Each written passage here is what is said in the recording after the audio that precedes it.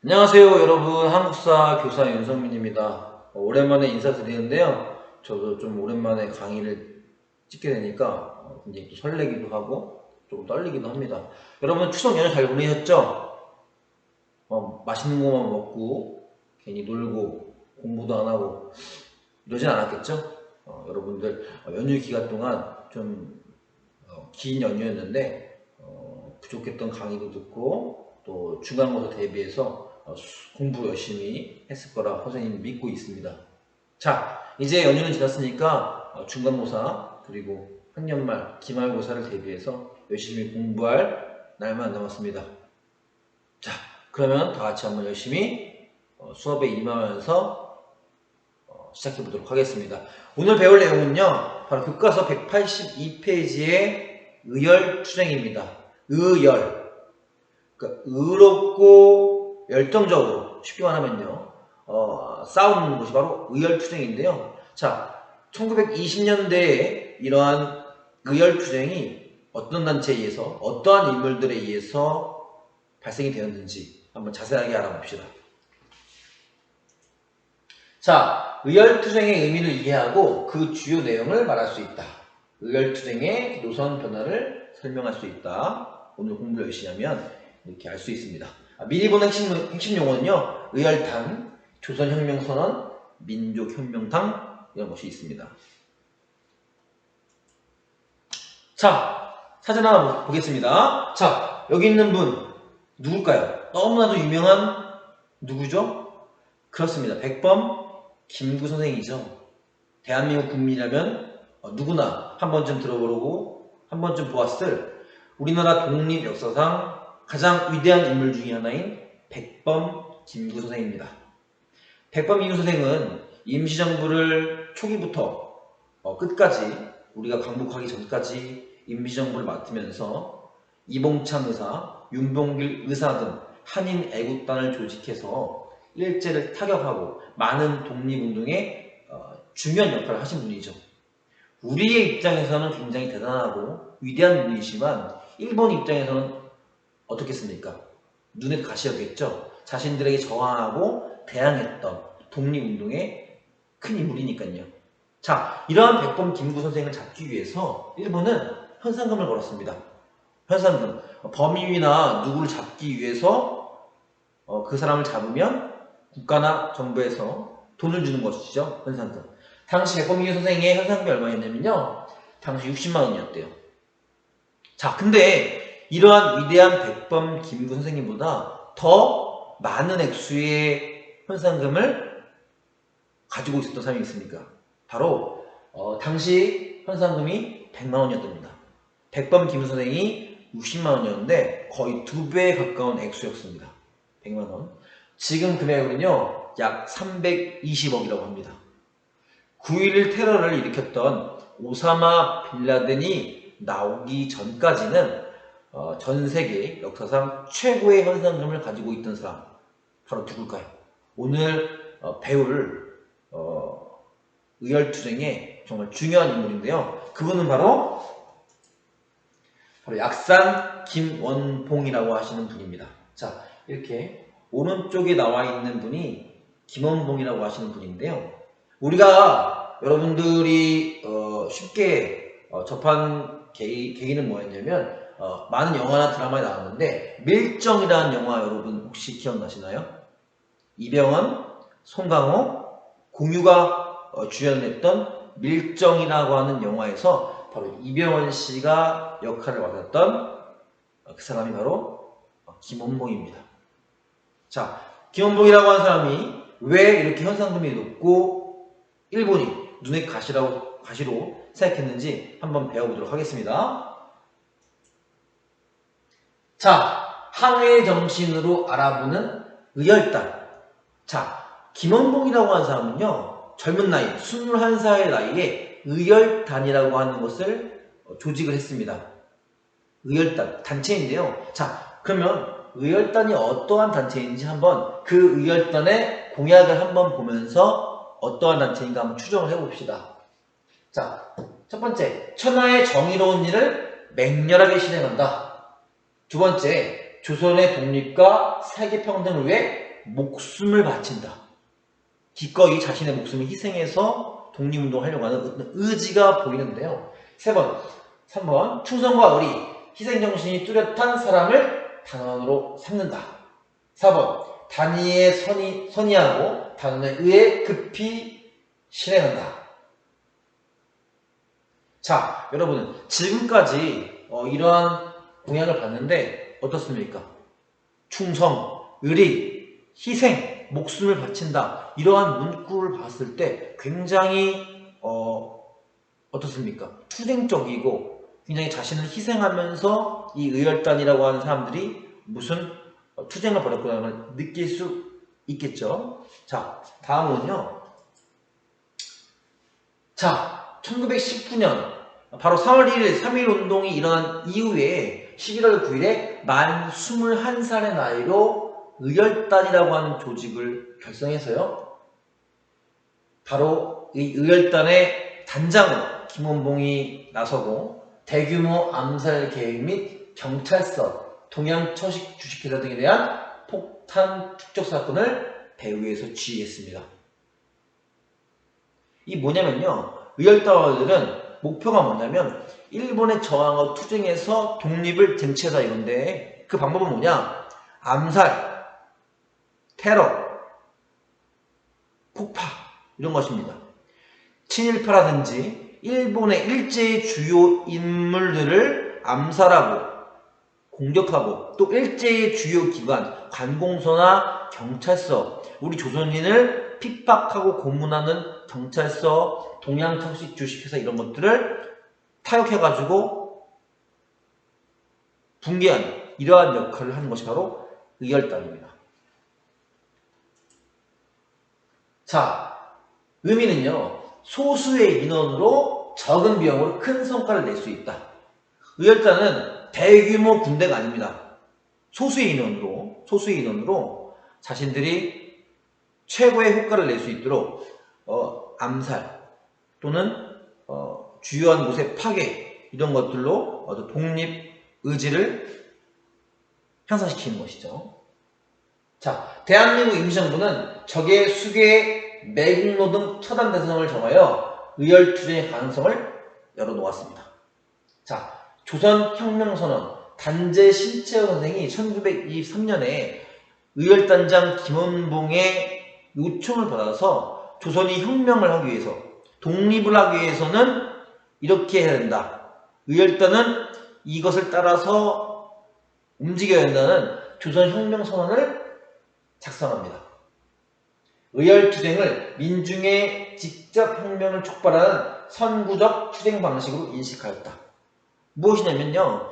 의열당원들이 직접 일제 사람들을 암살하고 공격하고 또 주요 건물들을 파괴하고 좀 폭력적이고 투쟁적인 모습을 보면서 조선의 백성들, 국민들이 다 같이 그런 거에 동기를 부여받아서 일제정에서 싸우자. 우리 목숨을 다 바쳐 피를 흘리고 싸우자. 이러한 계기가 되자. 이런 것입니다.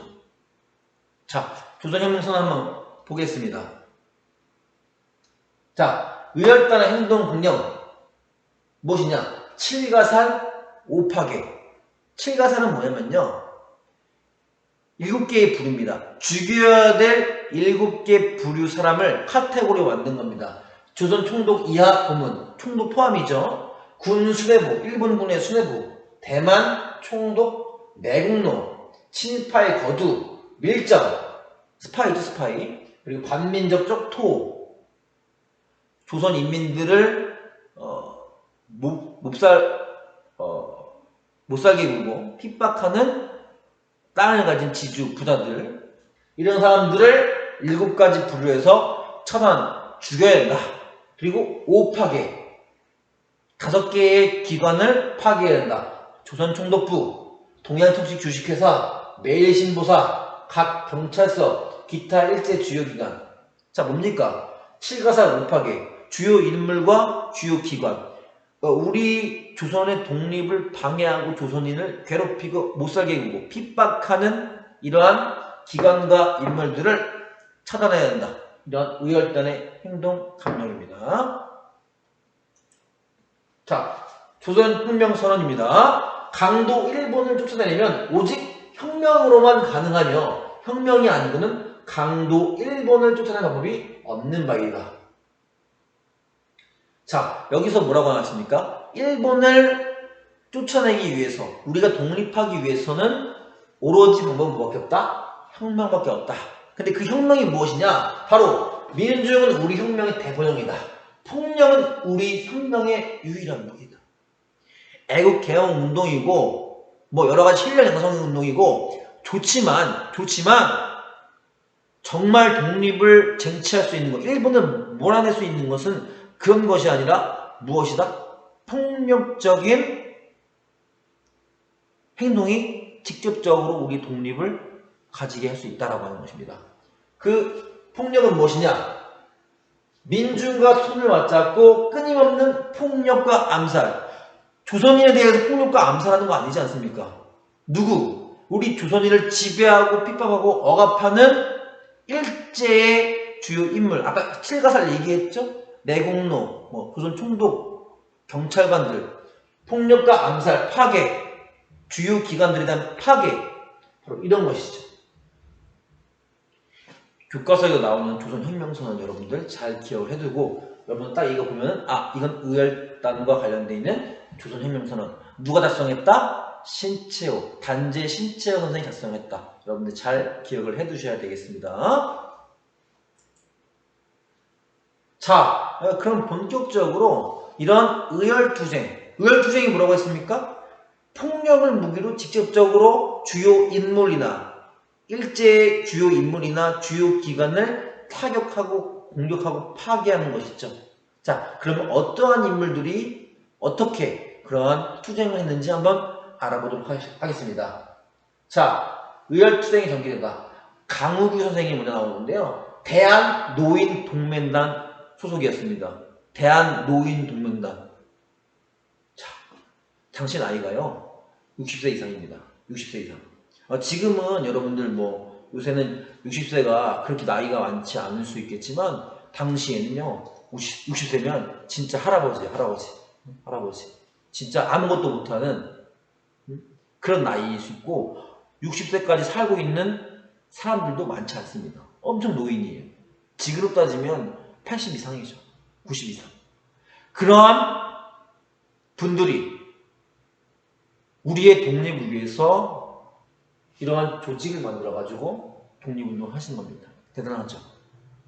자, 강우규 선생님께서는 어떻게 했냐? 조선총독 사이토. 자, 여러분들 사이토는 조선의 제 몇 대 총독입니까? 우리 배웠죠? 그렇죠. 3대 총독. 1920년대에 소위 문화통치라고 불리는 민족 말살 통치를 이끌었던 장군이 바로 사이토 마코토이지 않습니까?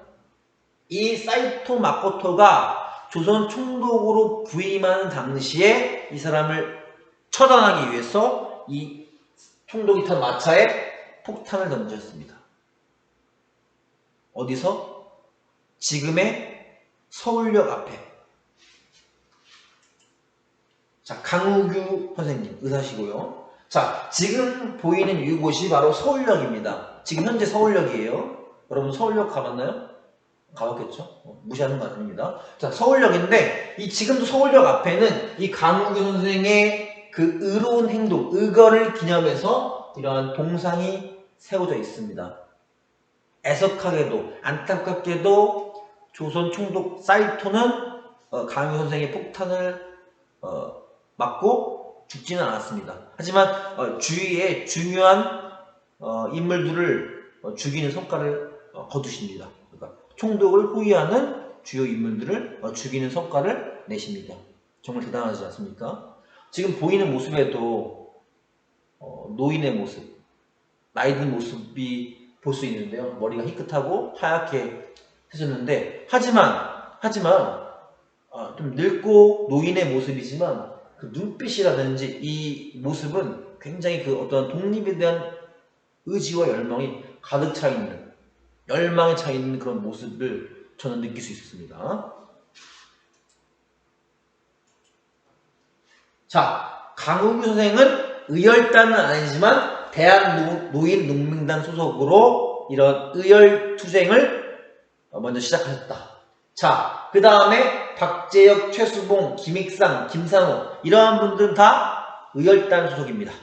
교과서에도 그 사진하고 그런 행동이 잘 나와 있으니까 교과서 183페이지도 잘 참고해 주시기 바랍니다. 박지혁이라고 하는 분은 의열단에서 소속이고 부산경찰서에 폭탄을 던지셨다.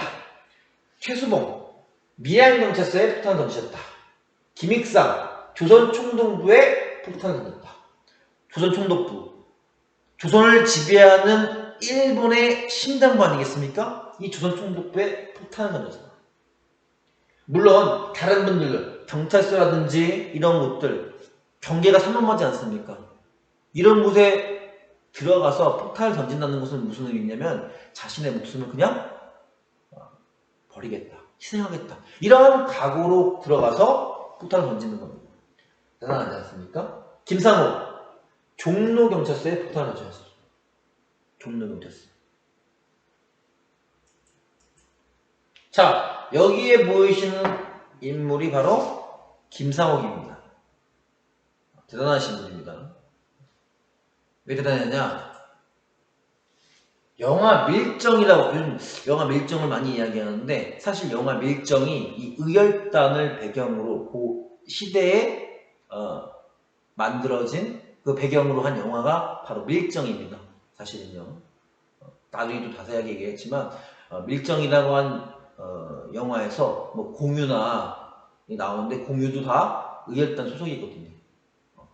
자, 보시면 영화 처음 밀정의 도입부에 김장옥이라고 하는 인물로 출연을 하게 됩니다. 아까 실존인물은 누굽니까? 김상옥이죠. 김상옥. 김상옥. 자, 이 김상옥이라고 하는 분은 종로경찰서에 폭탄을 던지셨는데 종로라고 하는 곳은 서울의 중심이고 그 주위에 서대문경찰서, 중구경찰서, 동대문경찰서가 주위에 있으면서 사실은 일제경찰력의 중심이고 경계가 상응할 수밖에 없겠죠. 그리고 종로경찰서에서 많은 독립운동가들 잡아다가 고문하고 협박하고 가두고 이런 곳이 악명 높은 곳이 바로 종로경찰서이지 않습니까? 이곳에 이 김상옥이라는 선생님께서 폭탄을 던지신 겁니다. 그래서 당시에 신문에도 대문짝만하게 실리는 것이죠. 종로경찰서에 폭탄을 투척했다. 동아일보 1920년 1월 14일 뉴스입니다. 신문.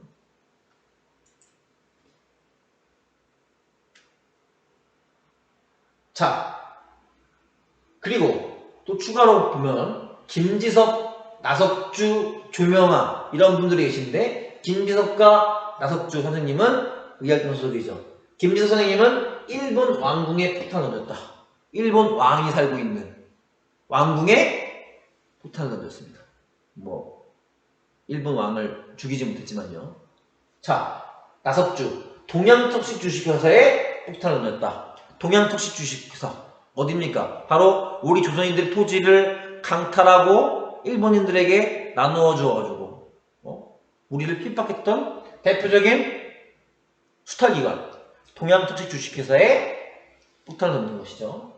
자, 조묘라고 하는 분은요, 타이완, 대만의 타이중이라고 하는 곳, 대만의 타이중이라고 하는 도시예요. 도시에서 일본 왕의 장인어른, 그러니까 일본 왕의 아내의 아버지죠.